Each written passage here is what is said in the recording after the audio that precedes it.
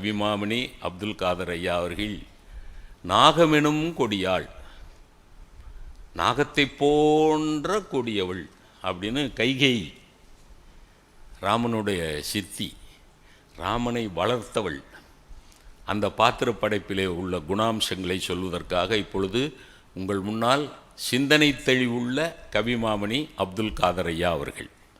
புதுச்சேரி என்ற இந்த ஊருக்கு இந்த பெயர் வைத்த காலத்தில் என்ன பொருள் அமைவோடு இருந்ததோ அது வரலாற்றில் பதிவாகி இருக்கிறது. என்னை பொறுத்தளவில் இந்த சிந்தனை அரங்கத்தில் கம்பன் கழகம் இங்கே பிறந்த பிறகு ஆண்டுதோறும் புதுமையை சேர்த்து கொண்டிருக்கிற காரணத்தால் இதற்கு புதுச்சேரி நல்ல தட்டலாம், வேற ஒன்று. ஒரு பழைய கதை, ஒரு பழைய காவியம், பழைய பாத்திரங்கள் எல்லாமே பழசு, எல்லாமே பழசு. கடல் பழையது, அலை புதியது. போன நிமிடத்தில் இருந்த அலை இல்லை. அப்படி புதுமை என்பதை நோக்கி ஒரு பழைய அடிப்படையை வைத்துக்கொண்டு பயணப்படுகிற உலகத்தில் ஒவ்வொரு ஆண்டு கம்பன் கழகம் என்னை பொறுத்தளவில் ஒரு ஆய்வேட்டை உலகத்திற்கு தருகிறது. கவி சக்கரவர்த்தி எழுதிய ஒரு வரி கூட இல்லை, 2 சொற்கள், அதை மையமாக வைத்து நாகமெனும் கொடியாள். ஒரு நல்ல சிற்பினா என்ன செய்வானா, உள்ளே ஒருவர் ஒரு சிலையை சிற்பத்தை செதுக்கி கொண்டிருக்கிறார் என்று சொன்னால் அந்த ஓசையை வைத்து செதுக்குகிற உறுப்பு எது என்று சொல்லக்கூடிய அறிவுள்ளவனாக இருப்பான்.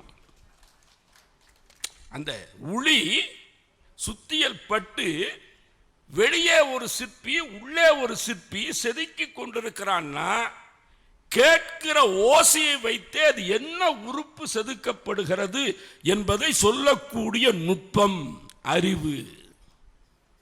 அப்ப மனப்பாட பகுதியாக இல்லாட்ட சும்மா கேட்டு கேட்டு பழகிய கதையை மீண்டும் மீண்டும் புதுவதாக நீங்கள் உள்வாங்கிக் கொண்டு கிரியேஷன், இது ரெக்ரியேஷன் இல்லை, ரீக்ரியேஷன் இல்லையா? வெறும் பொழுதுபோக்குவதற்காக இல்லை, பழுதுபோக்குவதற்காக வேண்டித்தான் கம்பன் காவியம் இருக்கிறது என்பதை நாம் உணர வேண்டும்.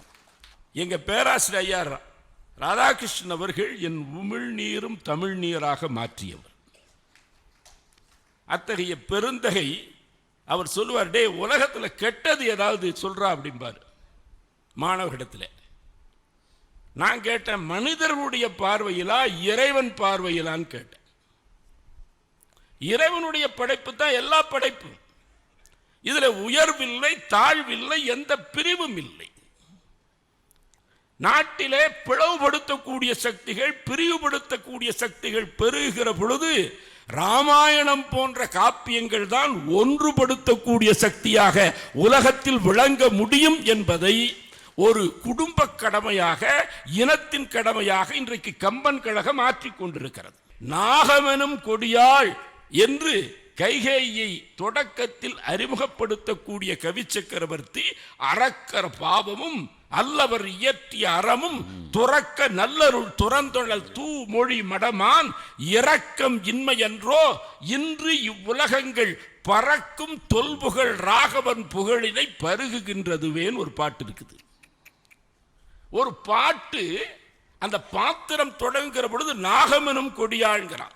பேராசிரியத்தில் கேட்ட பொழுது அந்த கேள்விதான் நினைவுக்கு வருகிறது. உலகத்தில் இறைவன் படைப்பில் கெட்டது நல்லது என்று இல்லை, அது பயன்பாட்டை பொறுத்தளவில் இருக்கிறது.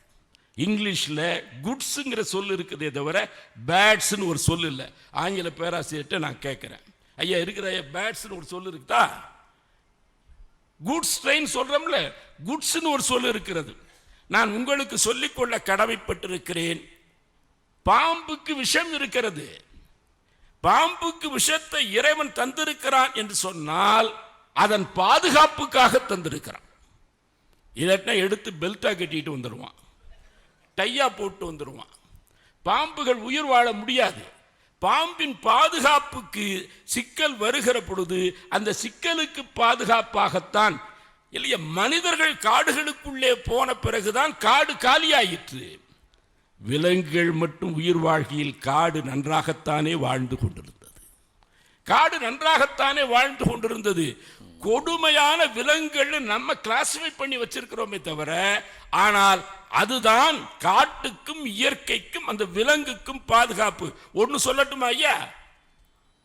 அப்ப அவர் படுத்திருக்கிற காட்சியை காட்டக்கூடிய கவி சக்கரவர்த்தி ஒரு பார்க்கடலை போல படுத்து கிடக்கிறாள்.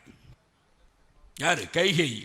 கண்கள்ல இருந்து கருணை அழி பெருகி வருகிறது. நாற்கடல் படு மணி நளினம் பூத்தோர் போர்க்கடைக்கண் இல்லையா அழி பொழிய மேற்கிடந்தாள். இந்த பாட்டில் சும்மா அப்படியே அப்படி சொல்லிட்டு போக முடியும். அப்ப கைகேயிங்கிற பாத்திரத்தை அறிமுகம் செய்கிற பொழுது நாகமெனும் கொடியாள் என்று சொல்லுகிறான்னு சொல்லி சொன்னா, நீங்கள் மான்களை பார்த்திருக்கிறீர்களா? சிங்கம், புலி, கரடியை பார்த்திருக்கிறீர்களா? நான் ஜுவாலஜி படித்தவன், விலங்கியல் படித்தவன். நான் சொல்வதை நீங்கள் நம்பலாம். நான் விலங்கியல் படிச்சேங்கிறதுக்கு இவர் தான் சான்று. ஏன்னா அதே கல்லூரி. நீ என்ன சொன்னா, மான்கள் போன்ற பலகீனமான விலங்குகள் அதனுடைய குழம்புகள் கெட்டியா இருக்கும். இறைவன் எவ்வளவு பெரிய கருணையாளன் பாருங்க. சிங்கம், புலி, கரடி போன்ற இந்த கொடிய விலங்குகள் நாம சொல்றோமே, அதனுடைய பாதங்கள்லாம் தொட்டு பாருங்க, மென்மையா இருக்கும், மென்மையா இருக்கும்.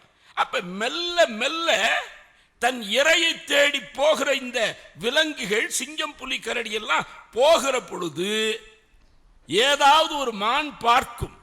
பார்த்து விட்டு போகிற பொழுது வேட்டையாடுவதற்கு ஒரு மிருகம் வருகிறது என்ற செய்தியை அது ஓடுகிற பொழுது தன் இனத்தை சார்ந்த பலகீனமான விலங்குகளுக்கு தன் குளம்பின் ஒலியால் அந்த இனத்தை பாதுகாப்பதற்காக அது ஓடிக்கொண்டே இருக்கும்.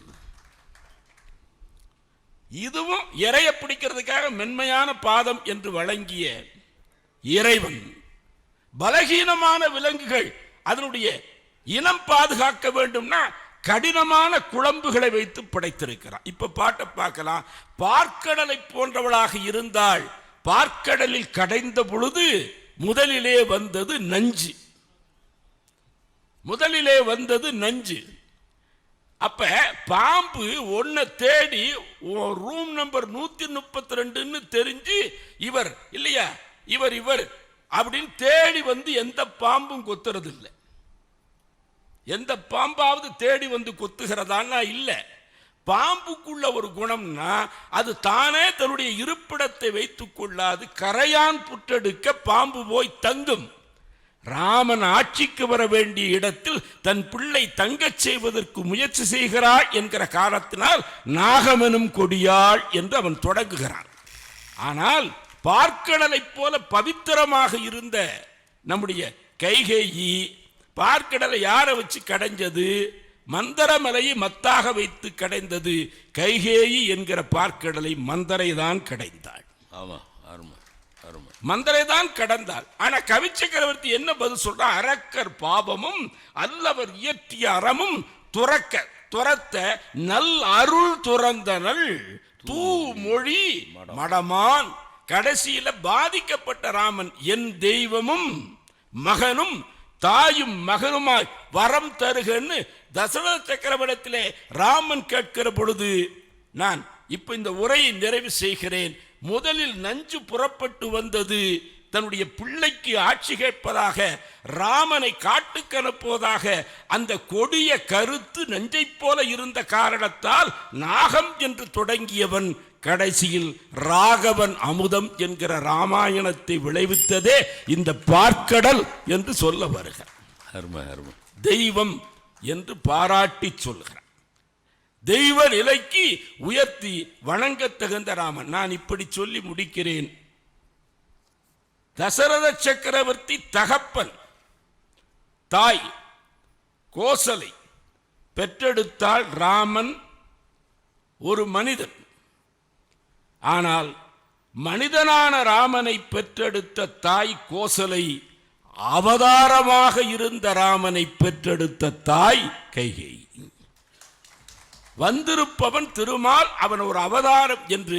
அதனால் நான் இப்படி சொல்கிறேன், அந்த பார்க்கடலில் இருக்கக்கூடிய பரந்தாமனை ஆதிசேடன் தாங்கினான் என்று சொன்னால் இவளை ஆதிசேடி என்று சொல்லலாம். ஆதிசேடன்னா ஆதிசேடி சொல்லலாம். அப்ப பாம்பு படுக்கை என்பது ஒரு திருமாலை அவதாரமாக தாங்கி கொண்டிருக்க.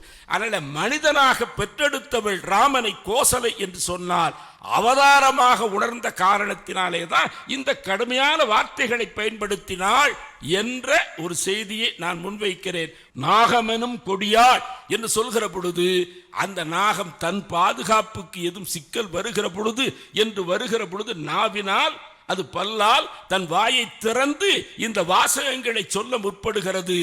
அவதான் வளர்த்தா, அவதான் ஆட்சி ராமனுக்குன்னு சொன்ன கழுத்திலே கிடந்த நாயகம் அணையதோர் மாலையை கைகேயி தான் கிளப்பி கொடுத்தாள்.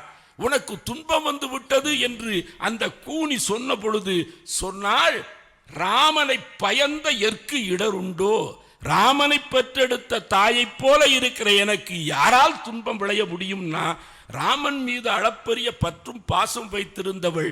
அவன் இந்த அவதாரமாக ஒரு நோக்கத்திற்காக வந்திருக்கிறான் என்பதை உணர்ந்த காரணத்தினாலே நஞ்சு வெளிப்பட்டது முதலில் பார்க்கடல்ல இருந்து, பிறகுதான் அமுதம் புறப்பட்டது.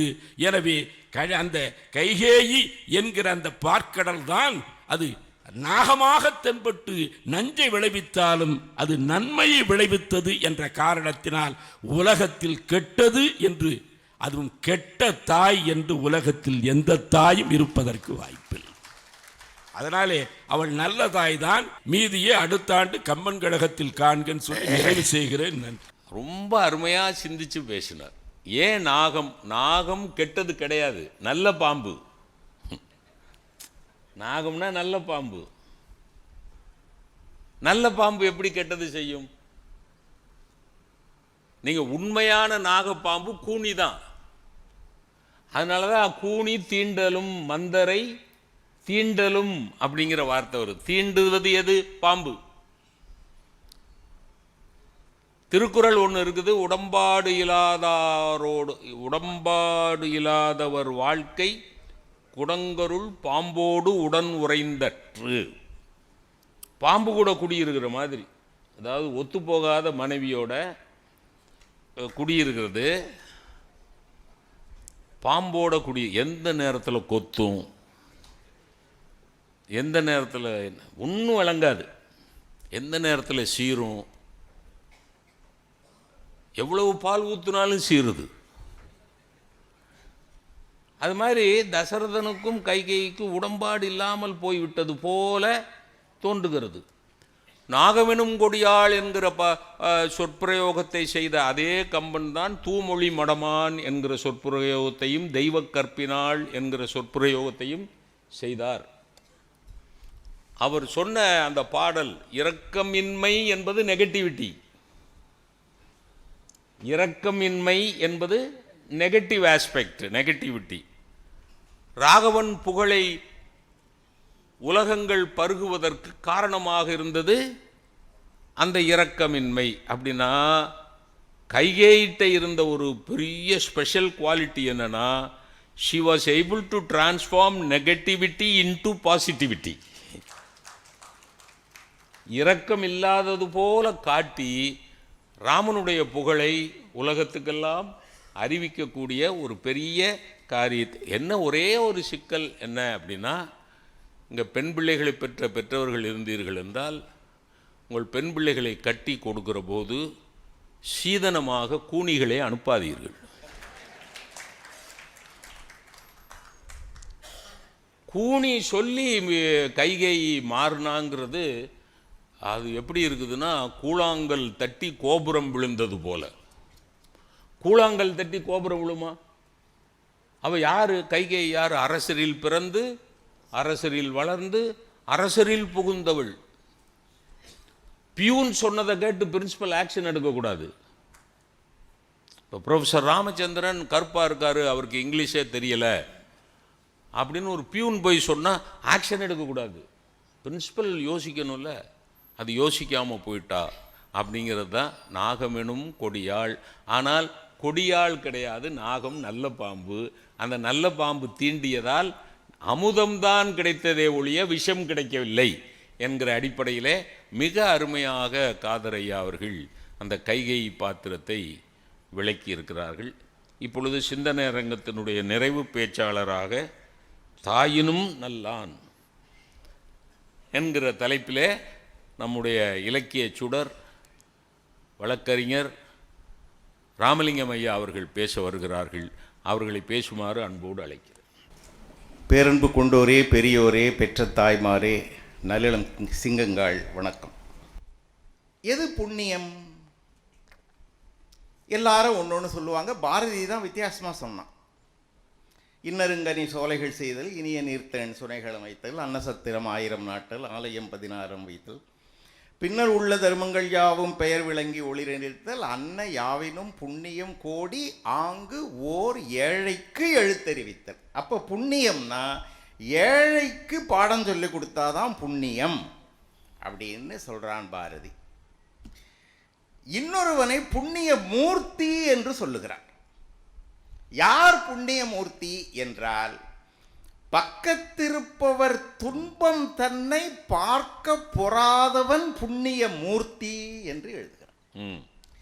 என் பக்கத்திலே இருக்கிற ஒருவர் ஒரு துன்பத்திலே இருந்தால், பக்கத்தில் இருக்கிறவர் படக்கூடிய சிரமத்தை யாருக்கு பார்க்க சகிக்கலையோ, பார்த்து தவிக்கிறானோ, அவன் தாண்டா உலகத்திலேயே புண்ணிய மூர்த்தி என்று பாரதி எழுதுகிறார். மனுநீதி சோழன் அதனால்தான் நினைக்கப்படுகிறான். இறந்தது ஒரு பசும் கன்று. தன் மகன் தவறுதலாக ஏற்றினால் கூட அதற்கு பரிகாரம் என்னன்னு மற்றவங்க சொன்னா கூட, அந்த வந்து மணியை ஒலிக்க செய்த பசுவினுடைய துயரத்துக்கு என்ன ஈடு என்று தன் மகனை படுக்க வைத்தான். பாருங்கள், இதை எங்க ஐயா ஆசா சொல்லுவார். அதைத்தான், அறிவினால் ஆகுவது உண்டோ பிரிதின் நோய் தன்னோய் போல் போற்றாக்கடை. பிற மனிதனுடைய துன்பம் அல்ல, பிரிதின் நோய், பிற உயிரினத்தினுடைய சிரமத்தை பார்க்காவிட்டால் அறிவு என்று ஒன்று இருந்து என்ன பயன் என்று வள்ளுவன் கேட்கிறான். அகநானூர்ல ஒரு காட்சி வரும். தலைவன் பொருள் வழி பிரிந்தவன் சற்று நாள் ஆகிறது, தாமதமாகிறது. கிளம்பி தன்னுடைய காதலியை பார்க்க வர தாமதம். என்ன தாமதம் என்றால், காட்டு வழியாக தன்னுடைய வண்டியிலே தேரிலே வேகமாக வருகிறான். வந்தவன் இந்நேரம் வந்திருக்கணும், ஏன் வரல என்றால், அந்த தேர்ல மணிலாம் கட்டியிருக்கோங்கள, இந்த தேர் வர அசைவில் வேகத்தில் மணிகள் ஒலிக்கின்றன.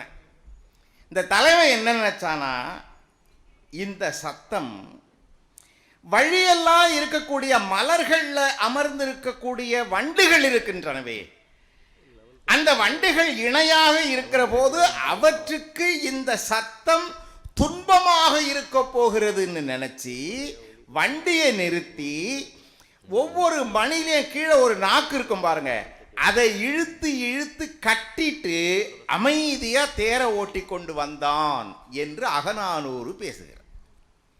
ஒரு காட்டில் இருக்கக்கூடிய வண்டுகளுக்கு கூட தான் துன்பம் தரக்கூடாது, அவங்களுக்கு நம்மால பிரச்சனை வரக்கூடாது என்கிற உள்ளம். இங்க ஒருத்தன் ராமன் காட்டுக்கு வந்திருக்கிறான் என்பதை கேள்விப்பட்டிருக்கிறான். அவனை பார்க்க வருகிறான். அவனுடைய தோற்றம் எப்படி? கம்பன் அவனை நம்மகிட்ட எப்படி காட்டுறான்? எண்ணெய் உண்ட இருள் புரை மேனியான். இருட்டுலையும் இருட்டு, ஃபுல்லா எண்ணெய் தடவி வச்சா மாதிரி ஒரு இருட்டுன்னு அவனுடைய கருப்பு நிறத்தை கம்பன் எழுதுகிறான். எண்ணெய் உண்ட இருள் புரை மேனியான். நச்சு அராவின் நடுக்குறு நோக்கினான். பார்க்கும் போதே பாம்பு பார்க்குற மாதிரி தான் பார்ப்பான். பிச்சராமன்ன பேச்சினன், பைத்தியக்கார மாதிரி பேசுவான். ஏதாவது சீற்றமின்றியும் தீயழ நோக்குவான். கோபம்லாம் கிடையாது, ஆனாலும் அவன் பார்த்தா கண்ணில் நெருப்பு பொறி பறக்கும். அவன் ஒருங்கு தேனோடு மீன் உபகாரத்தன். யாரு உங்களுக்கு தெரிஞ்சிருக்கும். வர்றவன் குகன் யாரை பார்க்கறதுன்னு தெரியல வந்தான். அவன் கிட்ட வர்றதுக்கு முன்னாலேயே இலக்குவன் அவனை பார்த்துட்டான். பாருங்களா, ஆள் பார்த்தா ஒரு மாதிரி இருக்கிறானேன்னு இலக்குவன் கிட்ட போனான். கூவா முன்னம் இளையோன் குறுகி நீ ஆவான் யார் அப்படின்னு கேட்டான். குகன் கிட்ட வரல. இவனே போய் நீ யார்? அவனுக்கு இவன் தெரியலையா? இவன் தான் ராமன் நினைச்சவன்.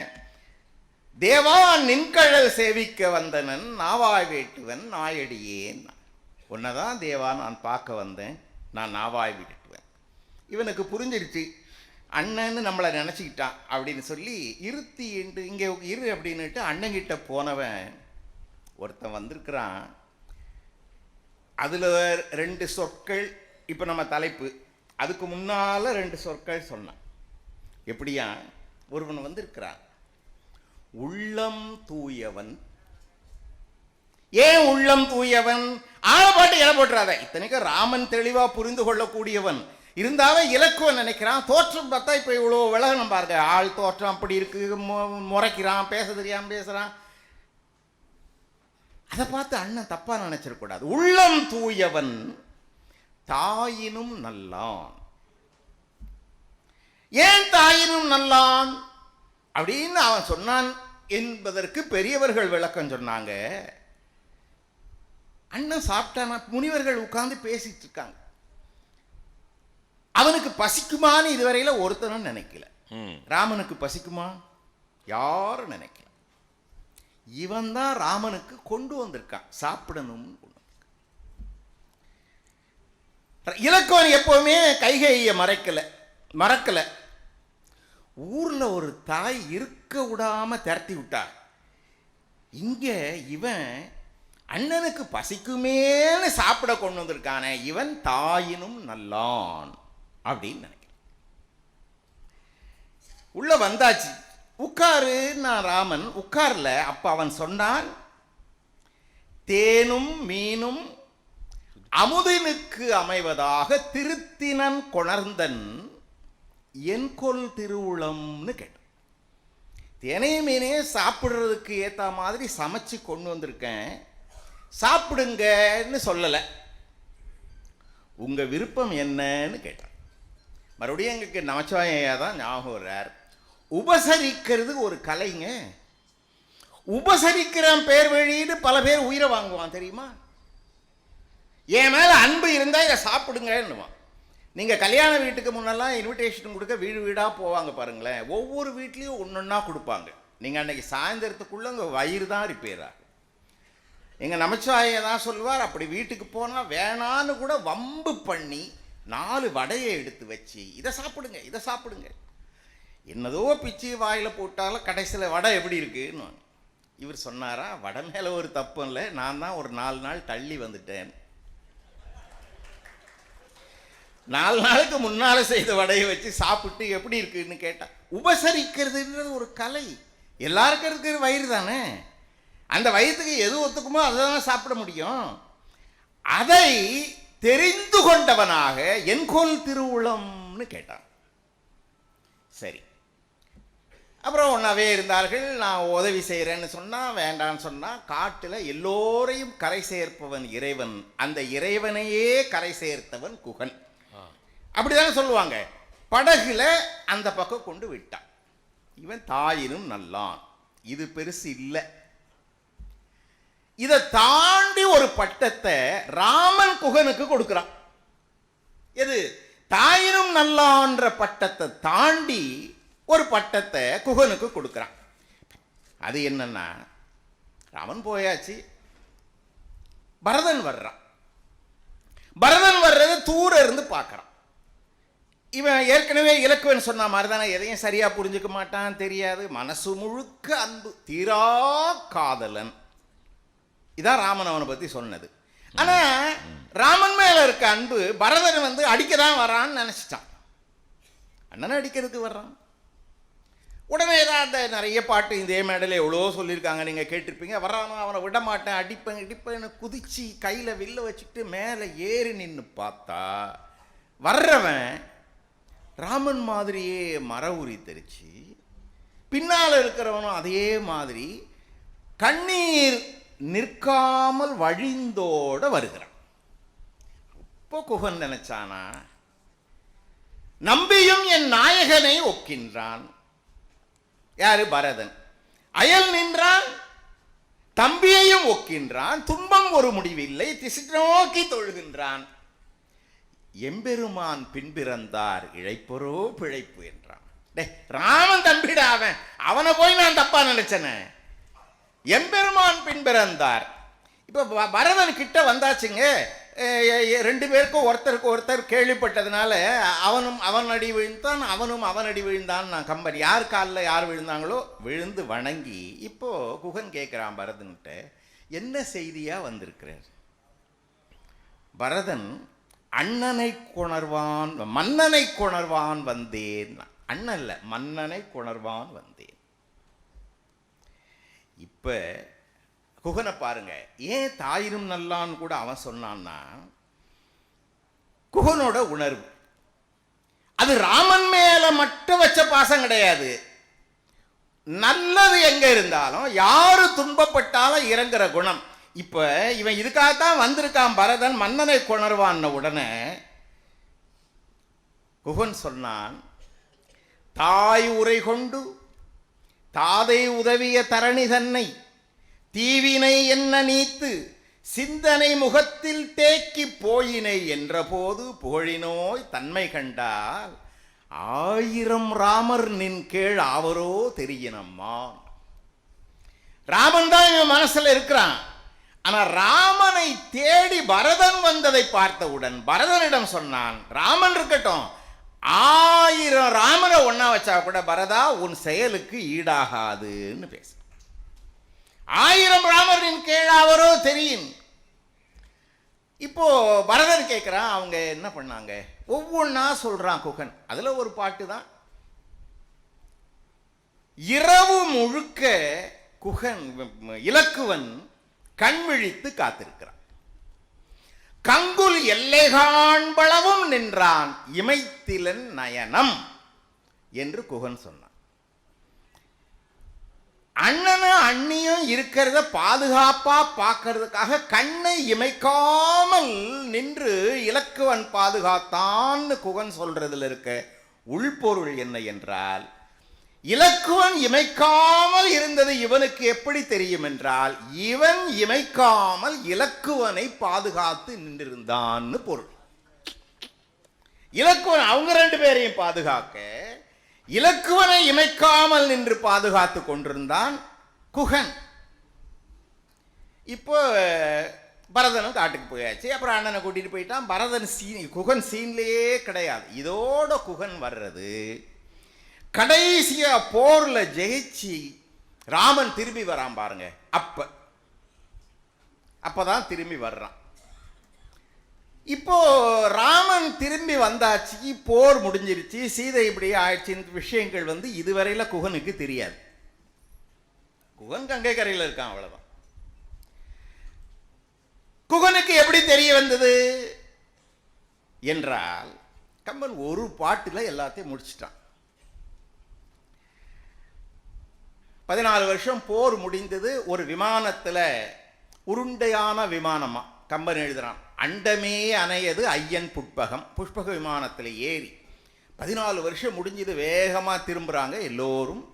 நடுவில் பரத்வாச முனிவர், அவர் கீழே இருந்து விமானத்துக்கு கை காட்டினார், இங்கே இறங்கு இங்கே இறங்குன்னு. விமானம் அங்கே லேண்ட் ஆகுதான். சாப்பிட்டுட்டு தான் போகணுன்றதுனால ராமன் கொஞ்சம் பயந்துட்டான். 14 ஆண்டுகள் முடிஞ்சிட்டுனா பரதன் இறந்து போயிடுவான். அதான் சத்தியம். இப்போ என்ன பண்ணுறது? அனுமனை கூப்பிட்டான். அனுமா, இந்தா கணையாழியை வச்சுக்கோ, 14 வருஷம் முடிவு, நீ போய தீமையை விலக்குன்னு. கண்டிப்பா பரதன் வேகமா முடிவெடுப்பான், நீ போ. இப்ப அனுமன் கிளம்புறான். அனுமனுக்கு குகன் தெரியுமா? தெரியாது. அனுமனுக்கு குகன் பார்த்துக்கிட்டது உண்டா? இல்லை. ஆனா குகனை பற்றிய செய்தி அனுமன் காதல விழுந்துகிட்டே இருந்திருக்கு. அது எப்படி? காப்பியத்தில் ஒரு காட்சி நீங்கள் கதையை கேள்விப்பட்டிருப்பீங்க. எதிரில் ராவணன் வந்து கோபுரத்தில் நின்னா, இங்கே மலை மேலே இவங்க இருந்தாங்க, அதான் ராவணன் உடனே எல்லாரும் பேசிகிட்டு இருக்கும்போது குகனை காணும். ஒரே தாவி போய் ராவணன் கூட சண்டை போட்டு அவன் மணிமுடியில் இருக்க நவரத்தினங்களை பறித்து கொண்டு வந்து ராமன் காலில் வச்ச உடனே ராமன் திட்டினா, என்னடா பண்ண நீ, உனக்கு ஏதாவது ஒன்று ஆயிருந்தா என்னால் தாங்க முடியுமா, ஏன் இப்படி பண்ண? அப்போ சுக்ரீவன் சொன்னான், நான் என்ன பெரிய விஷயம் பண்ணேன், நாட்டிலே குகனார் செய்த நன்மையை நினைக்க மாட்டேன், குகன் செய்ததை விடவா நான் பெருசா செய்துட்டேன். அப்போ குகனை பற்றி தெரிஞ்சுக்கிட்டே இருக்கிற அனுமன் மேலே பறந்து போறான். எங்க? பரதன் கிட்ட சொல்றதுக்கு. கங்கை கரைக்கு மேலே போகும்போது குகன் நினைவு அனுமனுக்கு வருகிறது. குகன் கிட்ட சொல்லுன்றது அனுமனுடைய ராமனுடைய கட்டளை கிடையாது. ஆனா இவன் என்ன நினைக்கிறான்னா, அப்ப குகனுக்கு சொல்லணுமே, யார் சொல்லுவா? ஒரு பாட்டு ரொம்ப அழகா கம்பன் வைக்கிறான், எவ்வளவு வேகமா போறான். தந்தை வேகமும், அனுமனுடைய அப்பா யாரு? வாயு. வாயு வேகத்துல போறான். தந்தை வேகமும் தன் தலைவன் தனுவின் முந்து சாயக கடுமையும். ராமன் அம்புல வில்லுல இருந்து கிளம்பின அம்பு போற வேகத்தை விட மூணாவது கம்பன் சொன்னான், தன் சிந்தை பின்வர செல்பவன். அனுமனோட மனசு பின்னால வருதான், இவன் வேகமா போறான். நடக்கிறதா கம்பன் எழுதுறான். போறப்ப குகனுக்கு சொல்லணுமே, பறந்துகிட்டே போறவன் டக்குன்னு லேண்ட் ஆகி குகன் கிட்ட, குகன் ராமன் வந்தாச்சு என்று சொல்லிவிட்டு மேலே ஏறி வான்வழி போனான் ஒரு பாட்டு. இப்போ குகன் ராமனை பார்க்க வரான். ஏன்னா இல்லைன்னா குகனுக்கு எப்படி தெரிஞ்சிருக்கும் ராமன் வந்தது? எல்லாரும் காத்திருக்கு, எல்லாரும் ஒன்னா இருக்கிறாங்க. யாரெல்லாம் இருக்கிறா? ராமன் இருக்கிறான், வீடனன் இருக்கிறான், பெரிய அரசனாக சுக்ரீவன் இருக்கிறான், பெரிய மன்னன், படை வீரர்கள் எல்லாரும் நிறைஞ்சிருக்காங்க. இப்ப சுக்ரீவன் பார்க்க வருகிறான். முன்னால இருந்த நிலைமை வேற. அப்ப ராமன் மட்டும் தனியா சீதையும் இலக்குவனுமாக வந்து இருந்தார். இப்போது பெரிய அரசர் குழு கூட்டம், குகனால நெருங்க முடியல. குகன் தள்ளி இருக்கிறான். ராமன் கண்ணில், நீங்க உங்களுக்கு தெரியும், ரொம்ப பெரிய மனுஷங்க உங்களுக்கு தெரிஞ்சவங்களா இருந்தா கூட கூட்டத்தில் டக்குன்னு நெருங்க முடியலன்னா அவங்க கண்ணில் படுற மாதிரி அப்படி நிற்கிறது. அவங்க கண்ணில் படுற மாதிரி நின்னா உண்மையிலேயே நம்ம மேலே பாசமா அன்பா இருந்தா வா வா வான்னுவாங்க. நம்மளை தவிர்க்கிற நிலைமை இருந்தா அப்படி பார்க்காத மாதிரியே இருந்துருவாங்க. ராமன் அப்படி இருக்க மாட்டான்ல. குகன் அங்கே நிற்கிறத, குகன் அப்படி இருக்கு. குகன் வா வா வா வா வா வா வாடா வாடா வாடா. வீட்டில் மனைவி நல்லா இருக்காங்களா? உன் பிள்ளை நல்லா இருக்கா? எல்லாம் நல்லா இருக்காங்களா? குகன் பதில் சொன்னான், வழியிலர் அன்றோ மக்களும் மனையும் என்றான். யாரு? ராமன். அருள் உனது உனது நாயே இருக்கு, உன் அன்பு எனக்கு இருந்தோ போதும். அவர் எல்லாம் அறியாய பொருள் அல்லர். எனக்கு என் மனைவி முக்கியம் இல்லை, எனக்கு என் பிள்ளைங்க முக்கியம் இல்லை. ஏன் ஒரு வருத்தம் எனக்கு இருக்கு, உன் தம்பி இலக்குவனை நீ கூட்டிட்டு போனியே, என்ன கூட்டிட்டு போனியா? என்ன விட்டுட்டு போயிட்டியே, இது நியாயமான்னு ஜெயிச்சு வரும்போது அழுதுகிட்டு நிற்கிறான். குகன் தொழுது நின்றவனை நோக்கி, கூட இருக்கவங்களுக்கு இவன் யாருன்னே தெரியாது. வீடனுக்கு தெரியுமா? தெரியாது. சுக்ரீவனுக்கு தெரியுமா? தெரியாது. யாருக்கும் தெரியாது. எல்லாரும் அப்படி பார்க்கறாங்க, யாரா இவன், அவனை போய் பேசுறான். தொழுது நின்றவனை நோக்கி, துணைவர்கள் தம்மையும் நோக்கி, முழுது உணர் கேள்வி மியலோன் மொழிகுவான், கங்கை தழுவு இரு கரைக்கும் நாதன், தாயினும் உயிர்க்கு நல்லான் என்றான். இலக்குவன் முதல்ல சொன்னது என்ன? தாயினும் நல்லான்.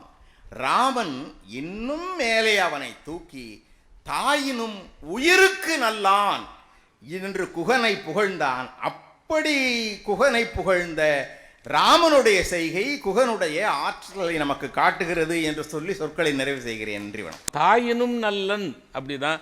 தாய் என்கிற அந்த உயிர் அப்படி கீழே போறதா? கிடையாது. தங்கத்தை விட சிறந்தது அப்படின்னா அது சிறந்தது என்று கண்டுபிடிப்பதற்கு உதவியாக இருப்பது தங்கம் என்பதனால் தங்கத்தினுடைய பெருமை எப்பொழுதும் தங்கத்திற்கு உண்டு, அது சீப்பாறதில்லை. தாயினும் நல்லன் அப்படின்னா தாயை விட சிறந்தவன். அந்த அந்த ஐயா சொன்னார், ஆளவந்தர் ஐயா சொன்னார், பால் நினைந்தூட்டும் தாயினும் சாலப்பறிந்து, அந்த ஒவ்வொரு வார்த்தை நினைந்து ஊட்டும் சாலப்பறிந்து. சார், அது சொற்களை தேடி எழுதப்பட்ட கவிதை அல்ல,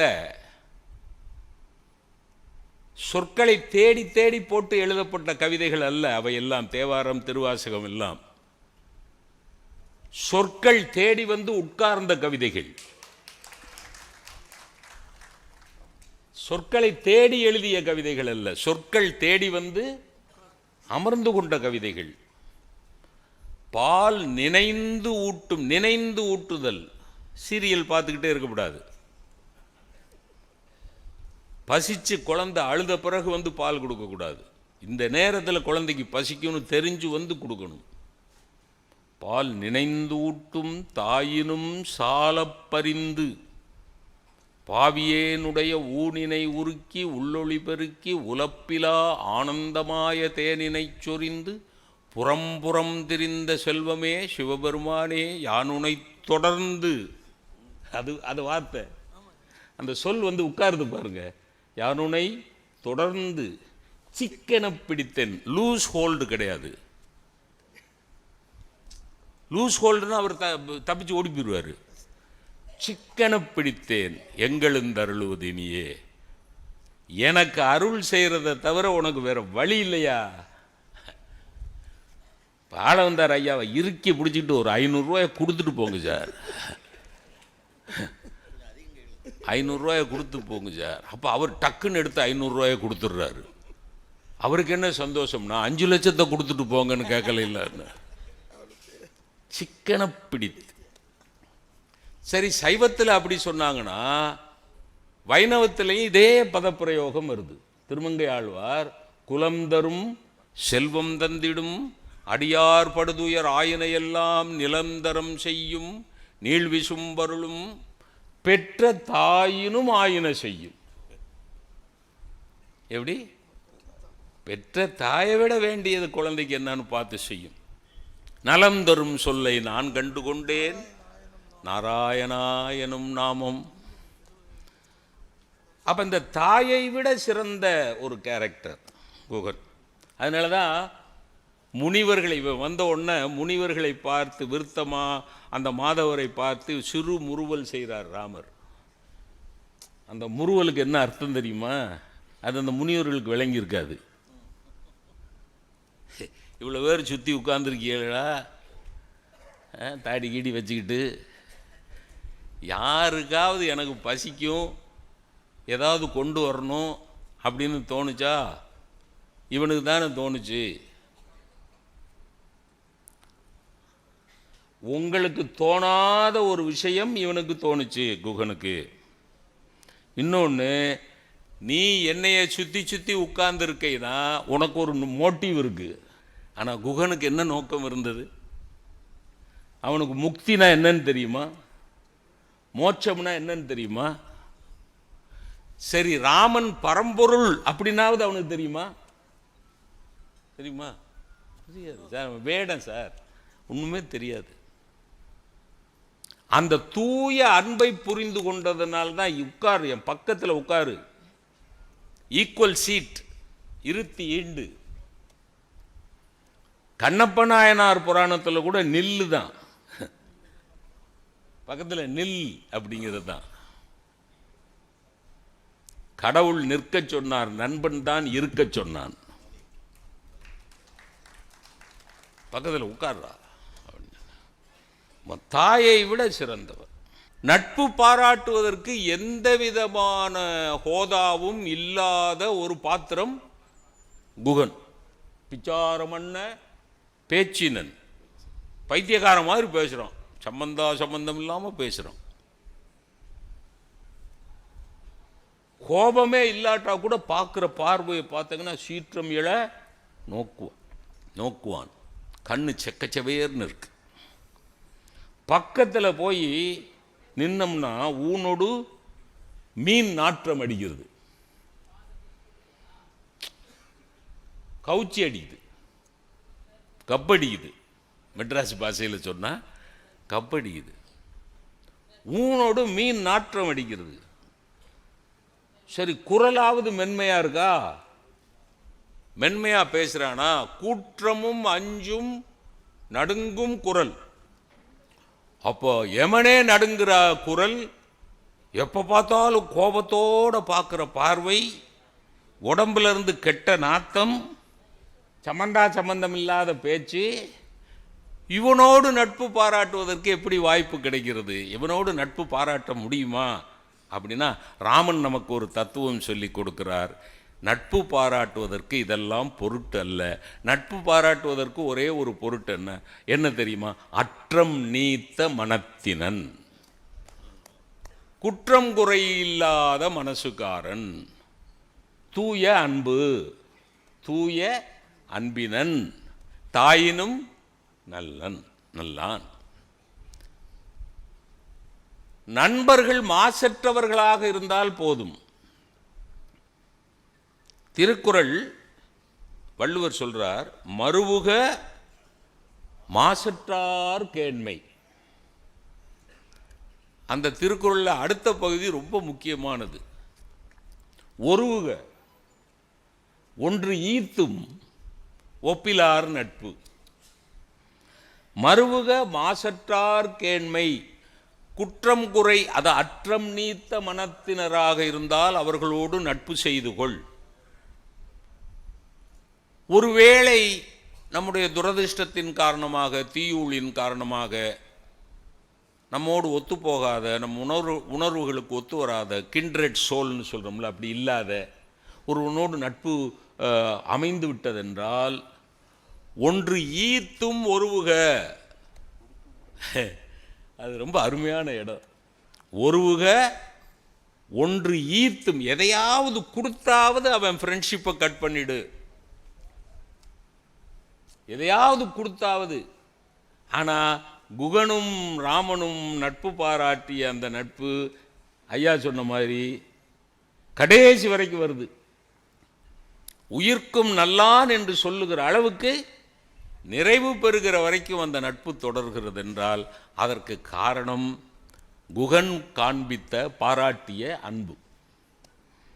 அன்பு தான் ரொம்ப பெரிய விஷயம், அறிவு பெரிய விஷயம் இல்லை. நட்பு பாராட்டுவதற்கு அறிவு பெரிய விஷயம் இல்லை, அன்புதான் பெரிய விஷயம். பெரியோர்களே, எல்லா சமூக கேடுகளும் வருவதற்கு அடிப்படை காரணம், எல்லா துறைகளிலும் அறிவுள்ளவர்கள் இருக்கிறார்கள், அந்த அறிவுள்ளவர்கள் எல்லாம் அன்புள்ளவர்களாக இல்லை. அறிவுள்ளவர்களின் அன்பற்ற செயல்கள்.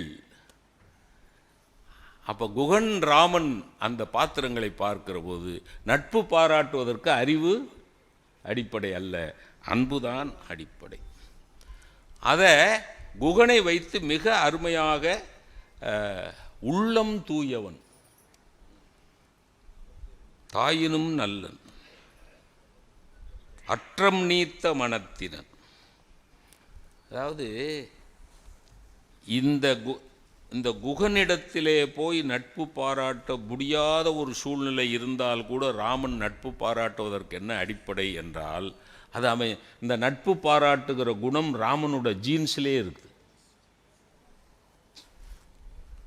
நட்பு பாராட்டுகிற குணம் எப்படின்னா, அவங்க அப்பா இருக்கார்ல, யார், தசரத சக்கரவர்த்தி, அவர் ஜடாயு என்கிற ஒரு பறவை இடத்திலே நட்பு பாராட்டினார். அப்போ இந்த நட்பு பாராட்டுவது, நட்புக்காக உயிரையே கொடுக்கிறது, நட்புக்காக சர்வபரி தியாகமும் செய்வது என்கிற குணம் யாரிடத்தில் இருந்தது? தசரத சக்கரவர்த்தி இடத்தில் இருந்தது. அந்த தசரத சக்கரவர்த்தியினுடைய மகனாக ராமன் இருந்ததனால் அந்த ஜீன்ஸ்னா GENES மரபணுக்களிலே நட்பு இருக்குது. இப்படி சொல்லி நிறைவு செய்கிறேன். ஔவையார் பாட்டில் தொடங்கினதுனால ஔவையார் பாட்டிலேயே முடிச்சிடுவேன். சித்திரமும் கைப்பழக்கம், செந்தமிழும் நாப்பழக்கம், வைத்ததொரு கல்வி மனப்பழக்கம், நித்தம் நடையும் நடைப்பழக்கம், நட்பும் தயையும் கொடையும் பிறவிக் குணம். அந்த 3 சொன்னதில் நட்பு வருது. நட்பும் தயையும் கொடையும் பிறவிக் குணம். அப்போ ராமனுக்கு நட்பு பாராட்டுவது பிறவிக் குணமாக இருந்தது, குகனுக்கு அன்பு பாராட்டுவது பிறவிக் குணமாக இருந்தது.